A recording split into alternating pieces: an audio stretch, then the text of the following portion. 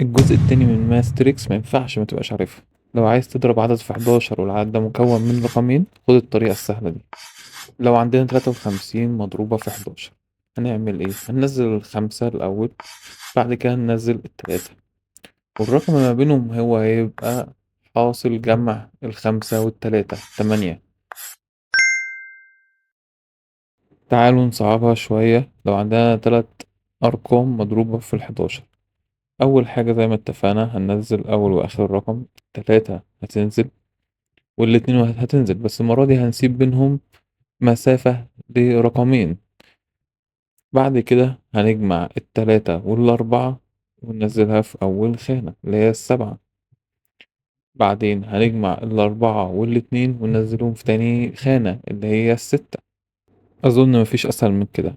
بس لو أنت ذكي تعرف تقولي إزاي نضرب الرقمين دول في بعض بنفس الطريقة، فكر واكتبلي في الكومنتات.